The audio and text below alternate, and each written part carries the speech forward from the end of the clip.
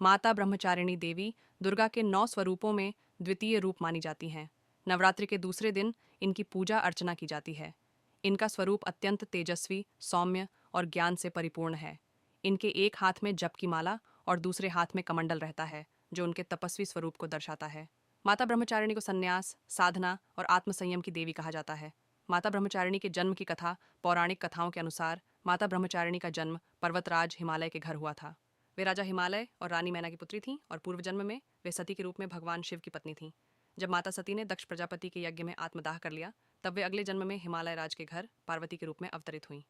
जब पार्वती युवा हुई तो नारद मुनि उनके पास आए और उन्होंने बताया कि वे पूर्व जन्म में भगवान शिव की पत्नी थीं और इस जन्म में भी उनका विवाह शिव से ही होगा, लेकिन इसके लिए उन्हें कठोर तपस्या करनी होगी।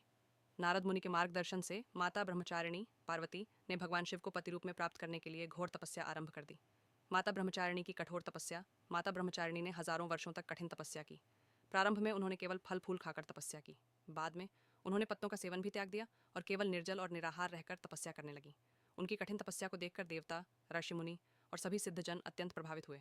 एक समय ऐसा आया जब माता ने कई वर्षों तक निर्जल और निराहार तप किया, जिससे उनका शरीर अत्यंत क्षीण हो गया। इस स्थिति को देखकर स्वयं देवता भी विचलित हो गए और उनकी तपस्या की परीक्षा लेने के लिए ब्रह्मा, विष्णु और महेश प्रकट हुए। उन्होंने माता की तपस्या की सराहना की और उन्हें आशीर्वाद दिया कि उनकी साधना सफल होगी और भगवान शिव उन्हें पत्नी रूप में स्वीकार करेंगे। भगवान शिव का प्रसन्न होना।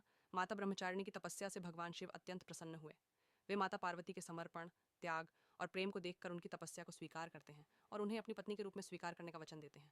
इसके पश्चात माता पार्वती का विवाह भगवान शिव के साथ संपन्न होता है। माता ब्रह्मचारिणी की महिमा। माता ब्रह्मचारिणी का स्वरूप संयम, त्याग और भक्ति का प्रतीक है। उनकी पूजा करने से भक्तों में संयम, धैर्य और आत्मविश्वास की वृद्धि होती है।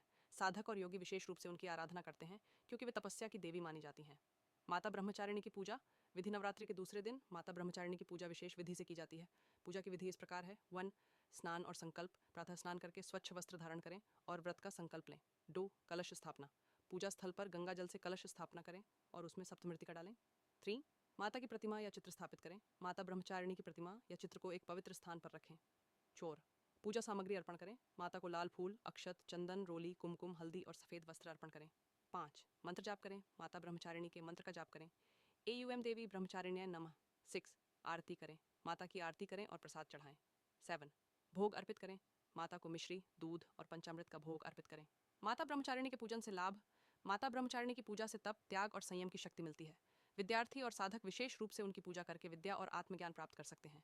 उनकी कृपा से मनुष्य में धैर्य और आत्मसंयम की वृद्धि होती है। नवरात्रि में उनकी आराधना करने से जीवन की सभी बाधाएं दूर होती हैं। निष्कर्ष। माता ब्रह्मचारिणी शक्ति, तप और संयम की देवी हैं। उनकी कथा हमें यह सिखाती है कि धैर्य और भक्ति से किसी भी लक्ष्य को प्राप्त किया जा सकता है। उनके पूजन से मनुष्य के जीवन में सकारात्मक ऊर्जा, आत्मविश्वास और सफलता का संचार होता है। नवरात्रि के दूसरे दिन उनकी पूजा करके हम उनके